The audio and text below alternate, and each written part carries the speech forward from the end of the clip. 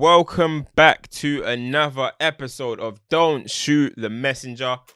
This is episode, I don't even know what episode it is. I think it's episode 16. I'm going to guess it's episode 16. But listen, guys, make sure you like, share, and subscribe. You know what I mean? Pause the video, like it, gets those likes up. And listen, I'm in a good mood. I'm in a very good mood, you know. It's a shame because this topic today, we're going to be speaking a bit about Man City, but we just crashed Man City. Obviously, this is recorded on a Sunday, so we just beat Man City, but so I'm in a good mood, so I'm going to be in good spirits today. But, guys, we're going to talk about a few things today, and the first one I'm going to talk about is Manchester City. As I said, we're going to talk about their takeover. We're going to talk about the other team who have had an amazing takeover in the same period. So, the first one I'm going to talk about, I'll start with Chelsea. We're going to start with Chelsea's takeover. So there's the two teams that have gone on to become massive successes when before, you know, they were small clubs and paying to the council were going to take their ground back and they had car parks in their stadium. You know, all of that type of stuff, but we won't get too much into that.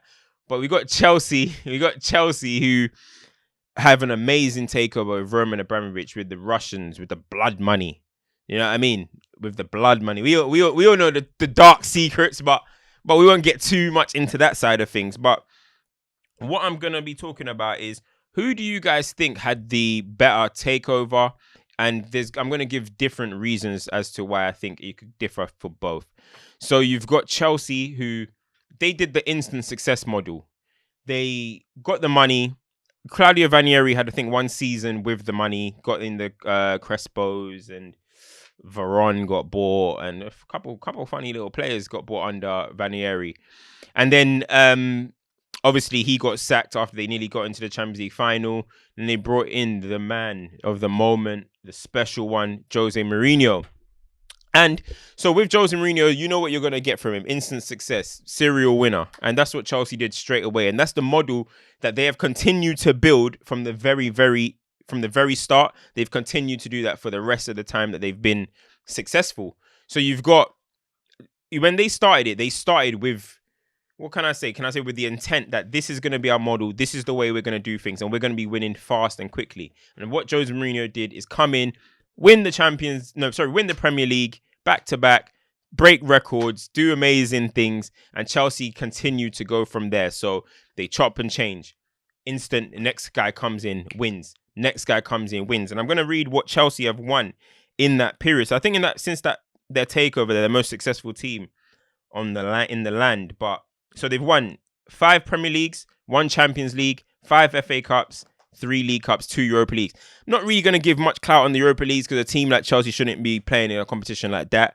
But 5 Premier Leagues, 1 Champions League, 5 FA Cups, and 3 League Cups. That's amazing. That's amazing stuff right there. And what I would say is that Chelsea is funny because when you think about sacking managers, bringing manager in, sacking one, bringing another one in, sacking it, you would think eventually that wouldn't be sustainable. But here we are, nearly 20 years later, and it still works.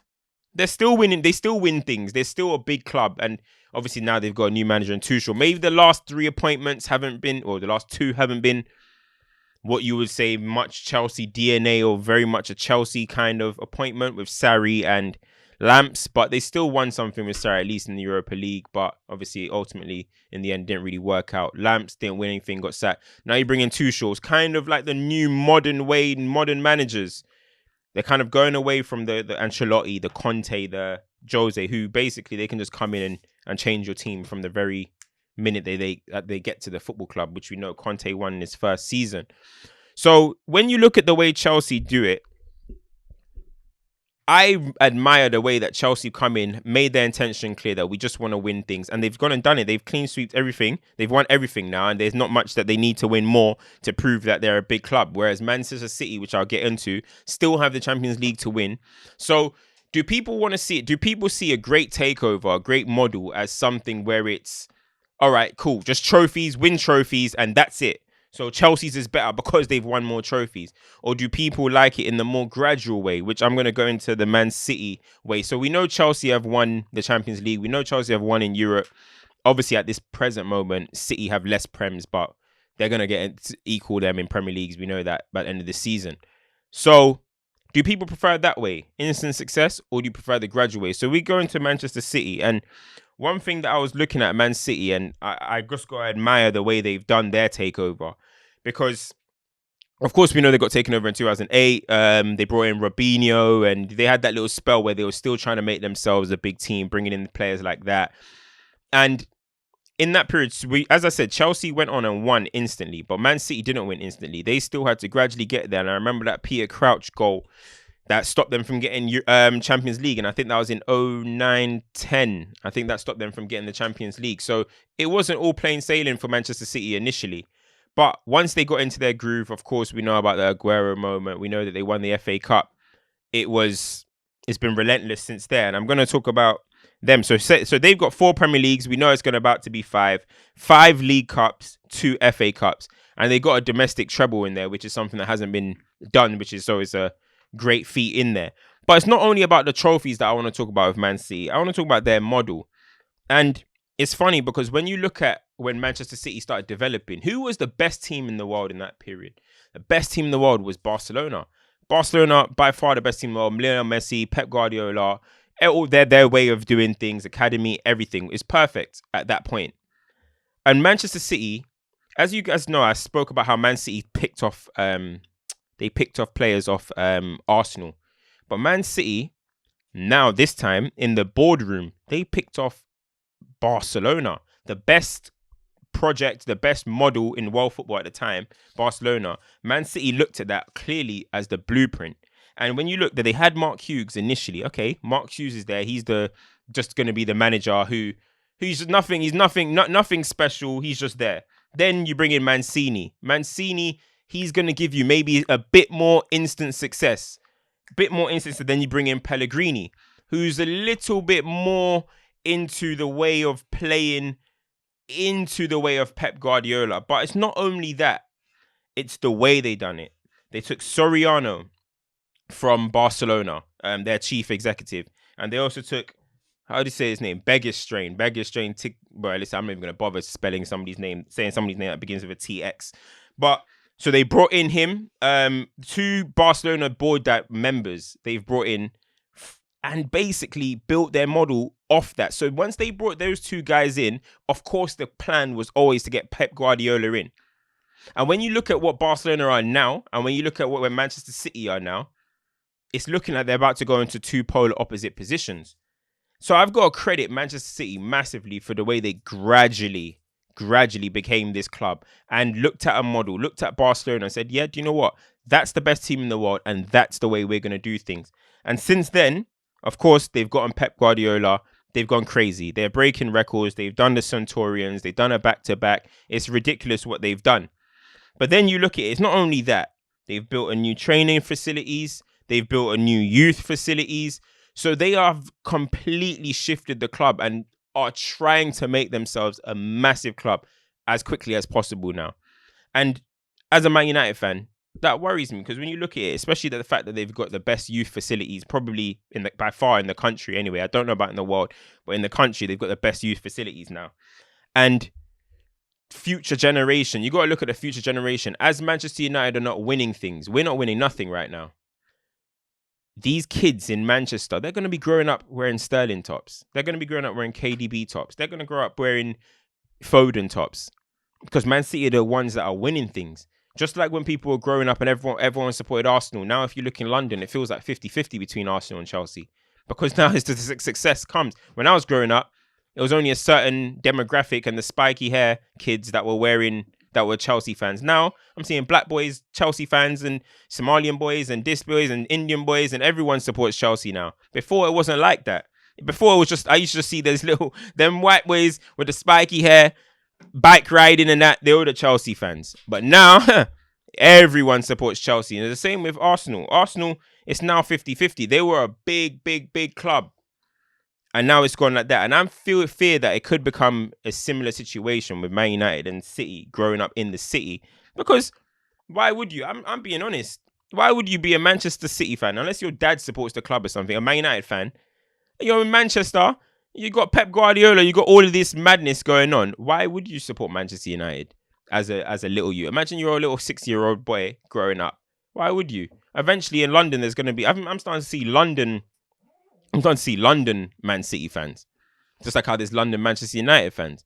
So I fear for the way City are gradually growing and building their youth facilities and building these things for how Man United are going to be able to weigh up with this. And to finally put the icing and the cherry on top, after, as I just mentioned, they looked at Barcelona's model, took their chief executives, ended up getting the manager.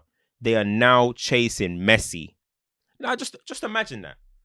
They literally, if you look at imagine from 2011 when City first probably started saying, yeah, okay, we're going to be a massive team and win trophies. Messi was Ballon d'Or winner. Barcelona were the best team I've ever seen in my life.